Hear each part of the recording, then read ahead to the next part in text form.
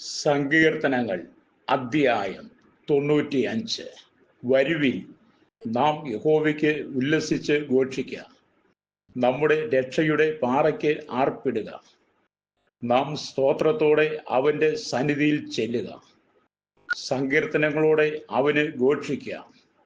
യഹോവ മഹാദൈവമല്ലോ, അവൻ സകല ദേവന്മാർക്കും മീതെ മഹാരാജാവു തന്നെ. ഭൂമിയുടെ അധോഭാഗങ്ങൾ അവന്റെ കയ്യിൽ ആകുന്നു. പർവ്വതങ്ങളുടെ ശിഖരങ്ങളും അവനുള്ളവ. സമുദ്രം അവനുള്ളത്, അവൻ അതിനെ ഉണ്ടാക്കി. കരയെയും അവന്റെ കൈകൾ മെനഞ്ഞിരിക്കുന്നു.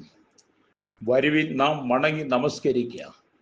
നമ്മെ നിർമ്മിച്ച യഹോവയുടെ മുമ്പിൽ മുട്ടുകുത്തുക. അവൻ നമ്മുടെ ദൈവമാകുന്നു, നാമോ അവൻ മേയിക്കുന്ന ജനവും അവന്റെ കൈക്കലെ ആടുകളും തന്നെ.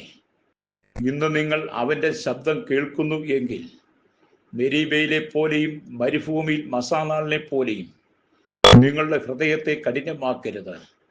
അവിടെ വെച്ച് നിങ്ങളുടെ പിതാക്കന്മാർ എന്നെ പരീക്ഷിച്ചു. എൻ്റെ പ്രവൃത്തി അവർ കണ്ടിട്ടും എന്നെ ശോധന ചെയ്തു. 40 ആണ്ട് എനിക്ക് ആ തലമുറയോട് നീരസം ഉണ്ടായിരുന്നു. അവർ തെറ്റിപ്പോകുന്ന ഹൃദയമുള്ളൊരു ജനമെന്നും എൻ്റെ വഴികളെ അറിഞ്ഞിട്ടില്ലാത്തവരെന്നും ഞാൻ പറഞ്ഞു.